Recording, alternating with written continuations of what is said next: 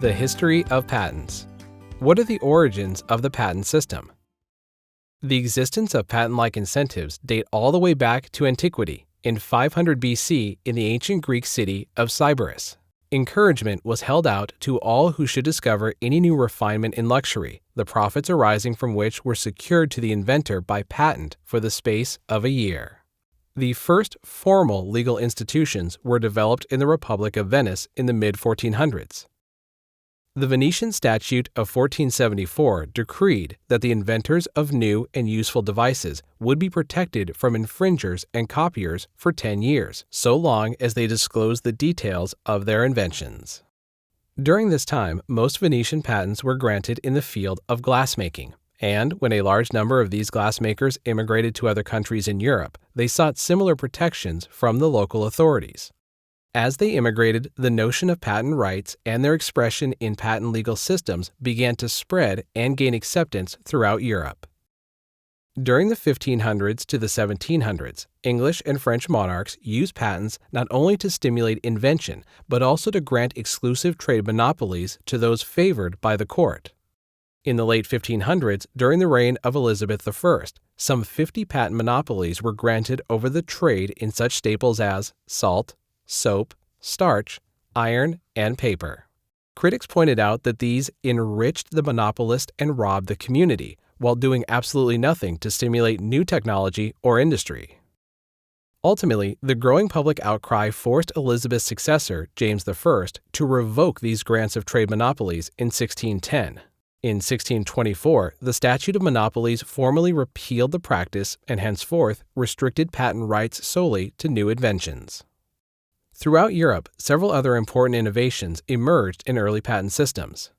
In the mid-1500s, France became the first to publish patent descriptions from inventors who chose to submit them. And England, under the reign of Queen Anne from 1702 to 1714, was the first to require inventors to submit a written description of their patents in order to describe and ascertain the nature of the invention and the manner in which it is to be performed. In 1729, France began to publish abbreviated digests of patent descriptions, but these were intermittent and subject to delays of up to 60 years after the patents were originally granted. As might be expected, this lack of regularity limited the technological knowledge sharing that is one of the great benefits of a patent system. Where did these early systems fall short? As innovative as these efforts were, most of these old-world patent systems still suffered from other common weaknesses. For example, patents for inventions imported from other countries were regularly granted, increasing the incentive for would-be patentees to copy the creative work of others rather than invent for themselves. Additionally, there was generally no systematic examination of patents by technical experts, in part because this was viewed as an intrusion upon the prerogatives of the Crown. But the biggest problem with these early patent systems was their tendency to reinforce the wealth and prerogatives of elites, not the welfare and productive capacity of the whole of society. For example, in Britain, patents were largely favors granted by grace of the Crown and were often only secured through court connections.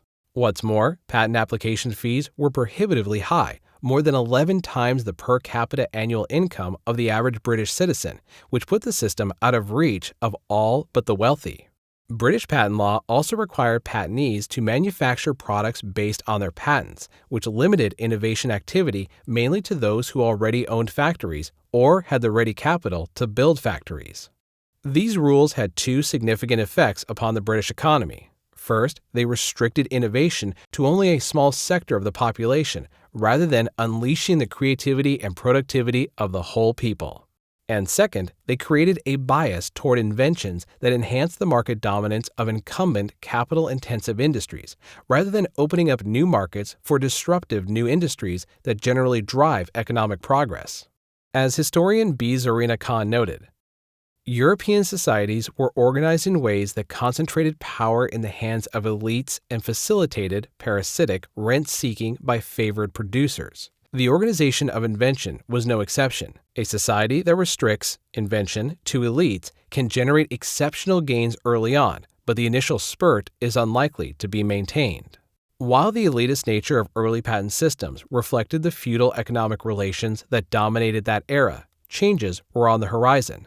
By the late 18th century, capitalist economies were beginning to emerge across Europe, and in Britain, nationwide lobbies of manufacturers and patentees called for an overhaul of the patent system to bring it in line with this new economy. Surprisingly, the much-needed reinvention did not come from Britain or even from France. But rather, it took place in the newly liberated United States, where vibrant capitalism, unburdened by centuries of entrenched feudalism, was developing.